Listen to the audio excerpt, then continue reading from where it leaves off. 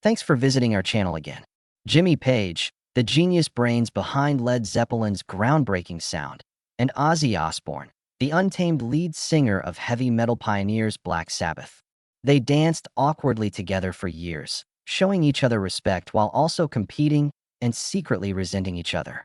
Page had been silent for a long time, but today he spoke out, and the rock world was stunned by his comments about Ozzy. The truth is that their romance was never what its admirers thought it was. Jimmy and Ozzy were not even close friends, despite the fact that Led Zeppelin and Black Sabbath are commonly considered the forefathers of heavy metal. Both groups came out at the same time, and their powerful blues-based sound shook up the music industry. They were both from England. Despite the high praise for Zeppelin's musicianship, I went through with the procedure because I was afraid I might become crippled. Black Sabbath were often written off as naive, unintentional trailblazers of a genre that neither member wanted to start, and Jimmy was well aware of this.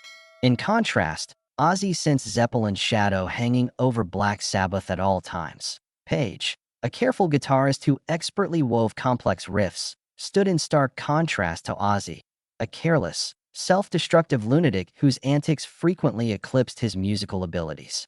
Their feud intensified as Zeppelin reached godlike heights, selling out stadiums across the world, and Sabbath struggled with mental illness and instability.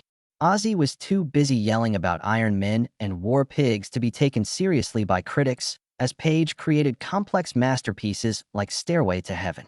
By the late 17th century, Ozzy's world had begun to fall apart.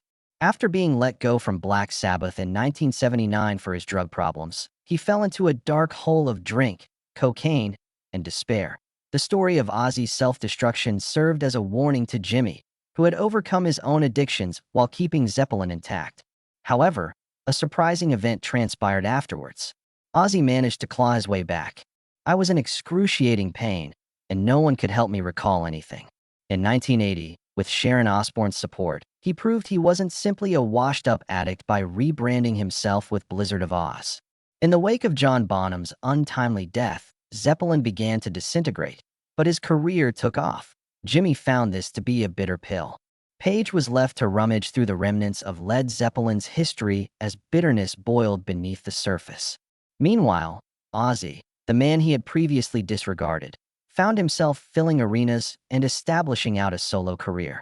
No one has ever publicly criticized Ozzy Osbourne like Jimmy Page. His legendary feuds with other singers, industry heavyweights, and even members of his own family have left a path of devastation and bad blood behind the Prince of Darkness. Power, control, and years of pent-up animosity were all factors in Ozzy's dismissal from Black Sabbath, not only drugs. The band's leader and creative power, Tony Iommi, had been more and more irritated by Ozzy's impulsive actions, frequent absences from rehearsals, and sudden explosions of anger. The band had put up with his crazy antics for a long time, but by the late 1700s, his drug misuse had become more than just a personal problem. It was affecting the music as a whole. Not only was the decision to fire Ozzy not taken lightly, but the actual firing was harsh. Ozzy was left bitter and enraged because there were no emotional reconciliations or farewells, just a cold, premeditated divorce. Angry that Iommi had kicked him out of the band he had helped form, he went on to accuse him of being a control freak. Ozzy felt betrayed by those he thought of as family, and his animosity for them was profound. He was tormented by the anguish of that split for a long time. Their relationship stayed tense despite years of trying to get back together. An air of obvious tension and pent-up resentment always hung over the two of them whenever they were in the same room. They made an effort to patch things up for the benefit of their fans and their own nostalgia, but the pain of their breakup was never really healed. That it was always an intimate matter for Ozzy. The dissolution of Black Sabbath was more than simply the dissolution of a band. It was the dissolution of his own identity. The resentment he felt as a result of that betrayal remained with him through all of his solo career successes. Ozzy was completely enraged by Sabbath's decision to replace him with Ronnie James Dio while he was away. Dio was more than simply a replacement to Ozzy. He was an intruder, someone who was trying to fill Ozzy's shoes while constantly critiquing Dio for his small stature, high-pitched singing voice, and what Ozzy perceived as an excessively showy and ostentatious stage persona. He continuously attacked Dio's charisma, and said that his voice was just opera for metalheads. Dio, however, reacted with equal ferocity, displaying his trademark wit and refusal to back down.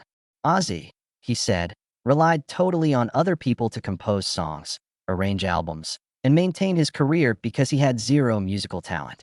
Their animosity continued for years as the two men traded insults, which affected their interviews, public appearances, and even the way their fans felt about them. Those who remained loyal to Sabbath saw the split between Ozzy and Dio as a symbol of a larger struggle for the group's soul. Did Ozzy lead Black Sabbath as a wild, unruly beast, or did Dio turn them into a streamlined, formidable machine? Performing at the same festivals as each other and making subtle, or not so subtle, jabs at the other throughout their sets caused the tension to grow to ludicrous levels.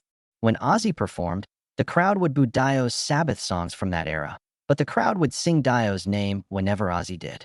Working with both singers at different points in time felt like being caught between two feuding kingdoms, according to Tony Iommi, who once said that even members of Black Sabbath became tired of the conflict.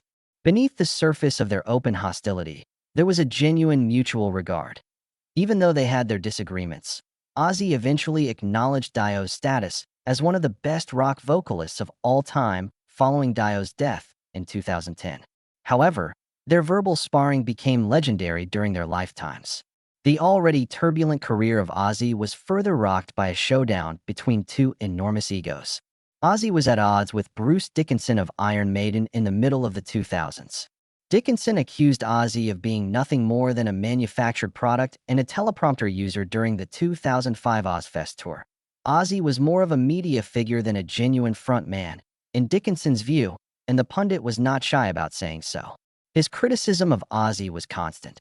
He cast doubt on the musician's authenticity and implied that his success was due more to the support of his entourage than to his own abilities. Never one to take criticism lying down, Sharon Osbourne responded with all the pomp and circumstance imaginable. In the middle of Maiden's Ozfest concert, she staged a complex act of sabotage by turning off the electricity, hurling eggs at the band, and telling the crowd to boo Dickinson. There was an unprecedented level of mayhem, and it became one of the most notorious events in metal's annals. Feelings among fans were mixed. For some, it was an unjust attack, but for others, it was the pinnacle of rock star nastiness. The rivalry continued.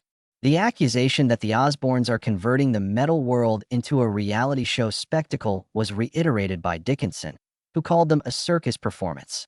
As for Ozzy, he kept mostly to himself, maybe because he could see that Dickinson wasn't totally incorrect as a whole. The incident solidified their long-running rivalry in rock history, as did the vicious verbal exchanges between them.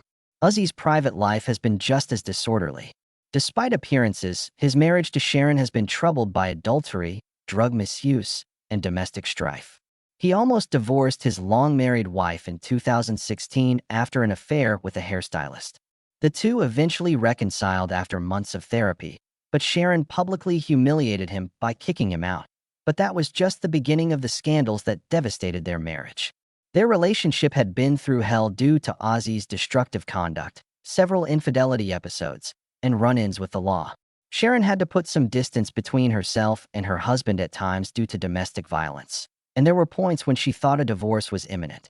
Despite this, they reconciled on multiple occasions, their poisonous romance unfolding in the spotlight like an endless rock opera of upheaval and redemption.